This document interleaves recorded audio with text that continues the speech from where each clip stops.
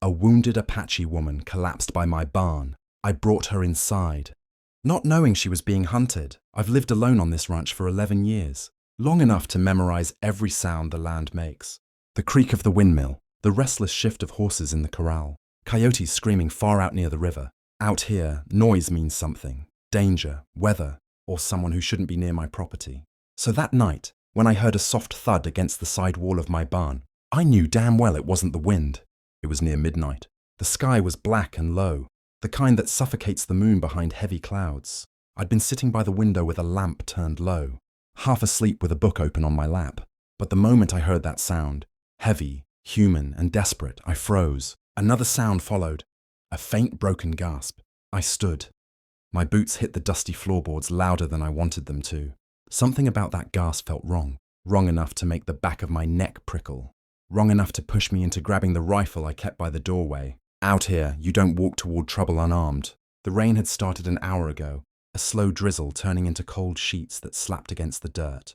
When I stepped outside, the air cut like a knife. Water streamed off the barn roof, collecting in small rivers that ran past my boots. The second I rounded the corner of the barn, I saw her. A woman lay collapsed in the mud. Her long, dark hair stuck to her face, braids undone and tangled. She was breathing hard, ragged, shallow, painful breaths that made her whole body shake. Her dress was torn, soaked through, clinging to her like a second skin. One hand pressed against her side, and even in the rain, even in the low light, I could see dark blood leaking between her fingers. For a moment, I just stared, not sure if what I was seeing was real. An Apache woman, young, beautiful in a fierce, wild way that didn't belong to this land anymore. Women like her didn't come near ranches unless something had gone terribly wrong. Her eyes fluttered up at me, sharp, black, and terrified. She tried to speak, but only a whisper escaped. Please. That was enough. I knelt beside her, mud soaking into my jeans. Her skin was cold, far too cold for a living person. She'd been out in the storm for too long. She was trembling violently, breaths coming faster, like she couldn't get enough air. What happened? I asked, voice low, scanning the tree line behind us. Who did this to you? She shook her head weakly. Rain ran down her face, mixing with blood. No time, she breathed. They're close, that word. They hit me harder than the sight of her injuries. I followed her gaze toward the dark hills. Nothing moved. No horses, no torches, no silhouettes crossing the ridge. But she wasn't lying. People in her condition don't pretend. Stay with me, I said, sliding my arms under her. I'm getting you inside. She winced, trying not to cry out as I lifted her. She was lighter than she looked, all bones and breath and fear. Her head rested against my chest as I carried her through the rain and toward the ranch house. I could feel her blood soaking into my shirt. Warm, fresh, too much of it. You're safe, I told her, though I didn't truly believe it. I got you. Her fingers tightened weakly around my sleeve. No, she whispered. No one is safe. Not tonight. That was the second time she spoke fear like a warning, like a curse carried in the storm. Inside the house, the fire in the hearth had nearly died. I kicked the door shut and carried her to the couch, laying her gently across the cushions. When I reached for the lamp, she startled, eyes snapping open, breath catching. Dark, she said. Please, leave it dark. Her voice was urgent, afraid. I took my hand off the lamp. All right, we'll keep it dark. She relaxed only a little. Up close, in the flickering orange firelight, I could see the truth of her condition, a long gash along her side, the edges jagged, like someone had cut her with a rough blade and not clean. Her clothes were torn, not from brush or branches, but from hands, human hands. Whoever did this meant to finish the job. I need to check the wound, I said, grabbing clean cloth from a drawer. You're losing too much blood. She exhaled shakily. Do what you must. Her voice was soft, accented, but strong beneath all the pain. When I pulled her hand away from her side, she winced, biting down hard on her lip to keep quiet. The blood flow was slow but steady, deep enough to be deadly. Did you fall? I asked. No. Someone cut you? Her eyes met mine. Not someone. Men, white men. There was bitterness in her voice, but fear too. Fear deeper than the wound. I pressed the cloth against the cut to slow the bleeding. She sucked in a sharp breath but didn't pull away. They chased me, she said.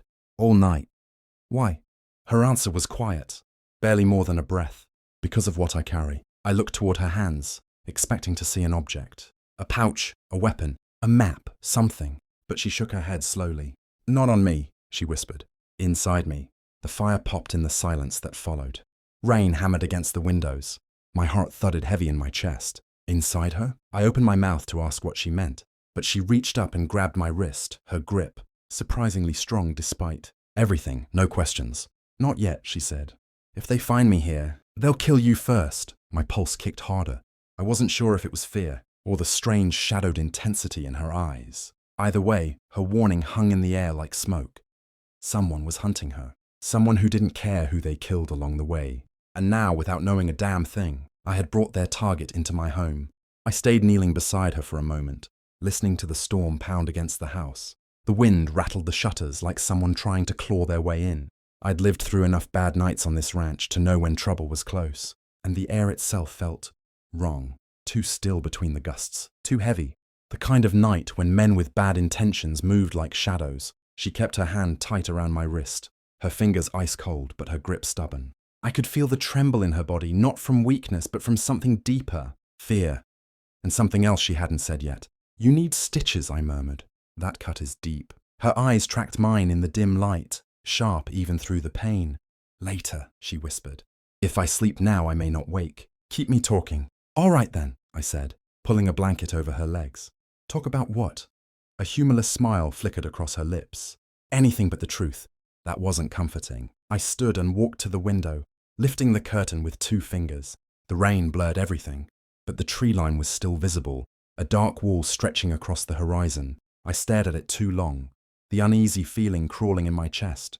You think those men followed you this far? I asked quietly. I know they did. Her voice was certainty, not fear. I turned back to her. Why? What did you do? I lived, she said simply. That was enough for them. I didn't know what that meant, but it felt like the kind of answer people give only when the real story is too dangerous. To speak aloud, I went to the fireplace, stirred the coals, and added a log. The flames rose, soft and steady. When I turned back, she was watching me, her eyes following every movement I made, studying me or judging if she could trust me. Tell me your name, I said softly. She hesitated. Nahala. It felt strange hearing it in my house, like something sacred had drifted in with the storm. I'm Colt, I replied. She blinked slowly. A cowboy named Colt. Fitting. A quiet laugh escaped me, surprising even myself. Her lips curved in the smallest echo of it, but it vanished quickly as pain rippled through her body. She pressed a hand to her side again, breathing sharply. I moved closer. Let me clean it properly. You'll bleed out before sunrise if we ignore it. She didn't fight me this time. She nodded once. I tore the cloth into strips, dampened one with warm water, and leaned over her. The moment I touched the wound, she grabbed a fistful of my shirt to stop herself from crying out. Her face pressed into my chest, breath shaking against me. I felt her pain like it was seeping from her into my skin. Easy, I whispered. I'm here. Just breathe through it. Her voice came out soft, strained. You're gentle for a man alone. Living alone teaches you things, I muttered, focusing on cleaning the edges of the gash. Like what? She whispered, that there's no point in causing anyone more pain than the world already does. Nahala was silent for a long moment. Her hand stayed on my shirt, fingers tangled in the fabric, like she didn't trust herself to let go. I felt her breath warm through the cotton. When I finished cleaning the cut, she finally loosened her grip. Her hand slid slowly down my chest before falling to her side. She blinked up at me, eyes darker in the firelight. Why help me? She asked. You don't know who I am, what I carry, what danger follows me. Because you were dying outside my barn, I said simply. And I'm not the kind of man who leaves a woman alone in the rain. Her jaw tightened, not in anger, emotion, something she didn't want to show. Outside, thunder cracked so hard it shook the walls. This time she flinched visibly. Nahala, I said quietly. You need to tell me what they want from you. You said it's something inside. What does that mean? Her eyes flickered, fear and something deeper, almost guilt. If I tell you, you'll send me back into the night. I won't. You might, she whispered. Everyone else did. That sentence chilled me. Everyone else, which meant she'd tried to seek help before and been turned away. I sat beside her, not touching her, just close enough that she could feel I wasn't leaving. Tell me, I said softly. I can't protect you from something I don't understand. She looked into the fire, her voice barely a breath. They want what I know, what I saw, a pause, and what I survived. Survived what? She didn't answer immediately. Her eyes drifted past me to the window. Her breath caught in her throat. Her voice was a whisper. They're here. My blood went cold. I moved to the window and lifted the curtain just enough to see. For a long second, the world was only rain. Then movement. A lantern. Faint. Swaying in the darkness. Another. And another. 3 lights approaching the ranch from the trees. Men on horseback. Riding slow. Deliberate hunting. I felt Nahele's fear behind me, like a hand pressing between my shoulder blades. Colt, she whispered, if they find me, they won't stop at me. They'll burn this house. They'll kill you. They'll kill your horses. They'll leave nothing alive. Her voice shook, but it wasn't weakness. It was memory. She'd seen these men do it before. How many? I asked. 4 tonight, she said. Maybe more tomorrow. My fingers tightened around the curtain. Why won't they give up? She exhaled. Because I am the only witness. To what? She closed her eyes. To what they did to my people, she whispered. And to what they stole. I turned fully toward her. What did they steal? Her eyes lifted to mine, dark and haunted. Children, she whispered. The room went silent. Even the storm seemed to pause. Then she whispered the last thing I expected. And I know where they took them. For a moment, I couldn't breathe. Children, that word hit harder than the storm, harder than the 3 lanterns cutting through the darkness toward my land. I turned back to the window, my pulse hammering like hooves inside my chest. 4 riders, lanterns hung low, the light swaying in a slow rhythm. They weren't searching the ground. They were pacing, studying, watching the house. Predators, not trackers. They took children? I whispered. Nahele nodded once. It looked like it took everything she had left. My village, she said. They burned it to the ground before dawn. Those who couldn't run were killed. She swallowed hard, pain flickering across her face. The children, they didn't kill. They carried them off. Why? I asked. She looked at me with an expression that made something deep inside me twist. Because children can be shaped, shown a new world, taught new tongues, trained. My stomach clenched. They're selling them. She closed her eyes, tears mixing with the dried rain on her cheeks. Yes. And you saw them do it, I whispered. Her voice was bitter. I was supposed to die with the others, but I escaped. So now they hunt me. Outside, one of the riders lifted his lantern higher, shining it slowly across the barn. The light lingered there too long. My jaw tightened. He suspected something. What happens if they find you? I asked quietly. They will kill me before dawn, she said. Then they will leave my body somewhere on this land. So the earth. I walked on becomes a warning. And if I don't hand you over? She met my eyes. They will do the same to you. The wind howled past the house, slamming against the boards like fists. Rain poured harder, drumming the roof with a ferocity that felt like a countdown. Colt, she breathed. You owe me nothing. I should leave, before they reach your house. I shook my head sharply. You're not walking into that storm alone. You don't understand, she whispered. They've killed for less. They'll burn your barn, your fields, everything you've built. And you think I'm the kind of man who lets a wounded woman crawl out my door to die? Nahele's lips parted, surprise flickering there. Then something darker, something like respect. Outside, hooves splashed through the mud. Closer now. My hand found the rifle leaning against the wall. Nahele's voice was soft but urgent. You can't fight all of them. I don't need to fight all of them, I said. I just need to keep them from stepping foot inside this house. Her breathing hitched. Fear, guilt, something else. You're risking your life for a stranger. I didn't look at her. My eyes were fixed on the shadows moving closer.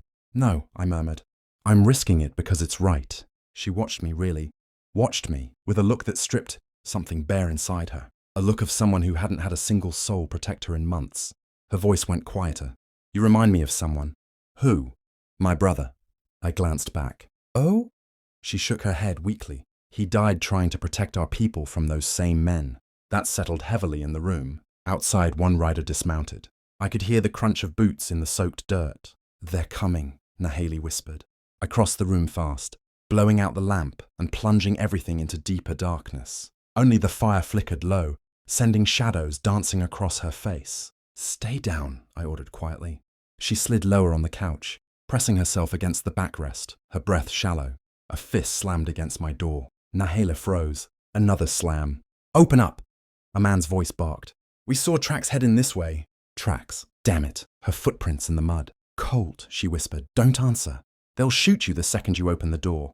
But I wasn't the type to cower behind silence. I stepped to the door, rifle in hand but pointed down. Another slam shook the hinges. We know someone came this way. I took a breath, then cracked the door open just enough to see him, a Tall man with a long coat soaked through, hat dripping rainwater, a lantern hanging from his hand.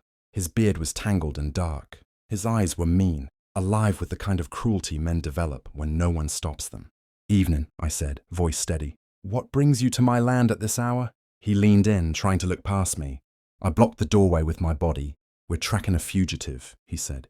"Apache woman. Dangerous. You seen anyone running through here?" My jaw tightened. "Dangerous?" She could barely breathe. "No," I said evenly. "Only thing out here tonight is the storm." He stared at me too long, testing, watching the way my jaw moved, searching for a lie. Behind him, the other riders sat on their horses, faces hidden but watching like wolves. "You sure?" he drawled. "Tracks say she was heading straight for this ranch." "Tracks get washed in the rain," I said. "Maybe you read 'em wrong." He smiled a slow, ugly smile. "You mind if we take a look inside?" "Yes," I said. "I mind." His expression shifted. Not surprise, not anger. Something colder. "You hiding something, cowboy?" he asked. I didn't blink. "No, but I don't need a reason to keep armed men out of my house." For a moment, neither of us moved. The storm screamed outside. The fire popped behind me. Nahela's faint breathing filled the shadows. The man stepped closer until his face was inches from mine. "You're making this hard," he growled. "And I don't like hard." "You're trespassing," I said. "And I don't like trespassers." Thunder cracked. His hand moved just slightly toward his holster. I lifted the rifle just an inch. Not aimed, not raised, just visible. A reminder. Behind him, one of the riders hissed something I couldn't hear through the storm. The leader's jaw flexed. He stepped back. "This ain't over," he muttered. "We'll be back before dawn." They rode off, slow, deliberate, lanterns drifting into the darkness. Nahela exhaled a breath she'd been holding too long. "They'll come back," she whispered. "I know," I said. "We have to leave." I shook my head. "You're too weak to ride, and the storm would kill us before they do." She swallowed hard. "Then what do we do?" I locked the door. Then I turned to her. "We survive the night," I said. "No matter what it costs." Her eyes met mine, fear mixed with something fiercer. "Colt," she whispered. "You don't understand. They destroy the entire ranch to get to me. And I don't abandon people," I said quietly. "That's what will get you killed." I kneeled by her, brushing wet hair from her face. "Or that's what will save you." For the first time, she didn't look terrified. She looked like she finally believed she wasn't alone. The storm didn't let up. If anything, it grew angrier. Wind howling through the cracks of the house, rain hammering the roof like a warning from the sky itself. Each thunderclap shook the walls and rattled the windows, but none of it compared to the tension crawling under my skin. Because Nahela was right, they'd be back. I sat near the window with my rifle across my lap, watching the tree line. The fire burned low behind me. Nahela lay wrapped in a blanket, eyes half open, trying to stay awake the way I told her. "Colt," she whispered after a long silence. "If they break through the door, run." I turned my head sharply. "I already told you that's not happening." "You must," she said. "I do not matter. Those children do. Someone has to tell the truth if I die." I shook my head. "You're the only one who knows where they are." Her voice turned fragile. "I won't make it through another night of running." I moved to her side, kneeling down. "You're going too, because I'm not letting them take you." She stared up at me, eyes shining from pain, exhaustion, and something harder to name. Gratitude, fear, maybe trust, maybe something more. "Colt, I don't want you to die because of me." "I'm not dying tonight," I said. "Not before those kids are safe." The wind shrieked like a living thing outside. Then, a sound cut through the storm. A low whistle, then another. Nahela stiffened instantly. "They're here." I rose slowly, rifle in hand, every muscle wired with adrenaline. The lanterns appeared first, 5 this time, not 4, glowing through sheets of rain. The horses moved like shadows between them. The men dismounted halfway to the house, spreading wide. They weren't being cautious anymore. They were preparing for an assault. Nahela's voice was a tight whisper. "Colt, they brought the one in the long coat." My jaw clenched. "The leader?" She nodded. "He is the worst of them." "Good," I muttered, checking the rifle. "Saves me the trouble of hunting him down." Lightning cracked the sky, and for a split second the entire field illuminated. I saw him, tall, long dark coat, hat pulled low, a rifle slung over his shoulder. The look of a man who'd burned villages and slept peacefully afterward. He stepped forward through the mud, calling out loud enough to carry through the storm. "Cowboy, your little lie was cute, but the tracks don't vanish in the rain." I didn't answer. He moved closer, boots splashing. "You got something of mine. That woman belongs to us." I pushed open the front door just enough to step out onto the porch. She doesn't belong to anybody. He smirked at me through the rain. You don't even know what she is. I know enough. I raised my rifle slightly. She's human. And she's innocent. His smile died. Innocent people don't burn settlements. My blood went cold.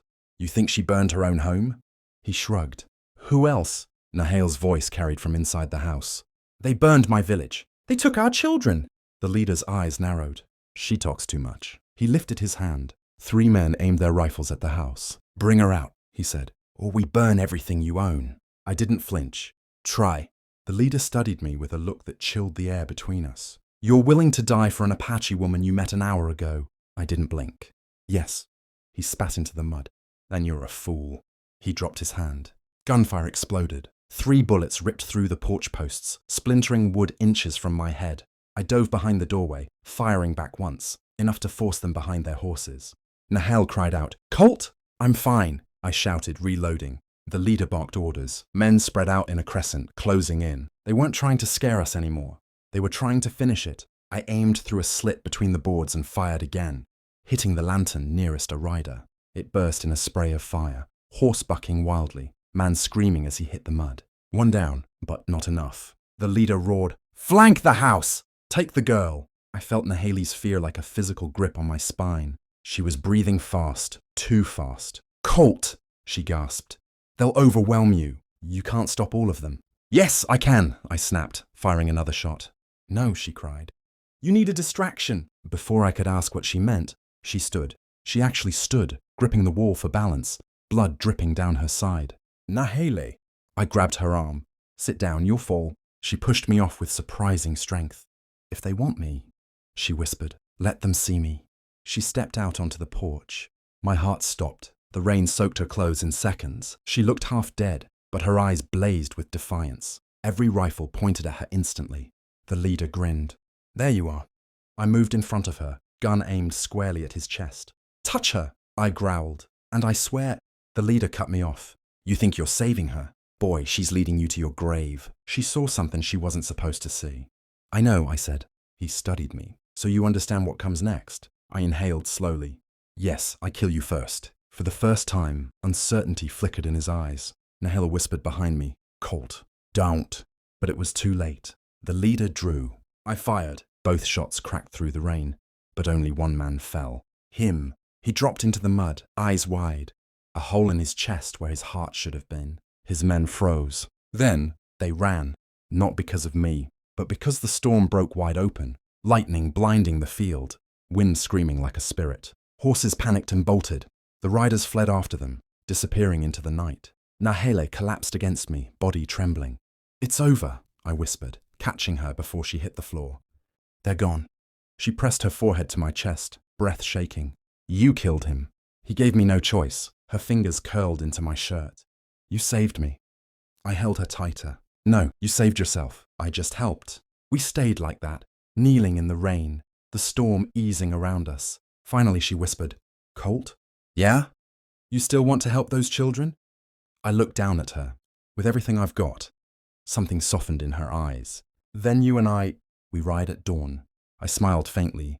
Dawn it is. She leaned into me, exhausted but alive, and for the first time since she staggered into my barn. Her voice held something like hope.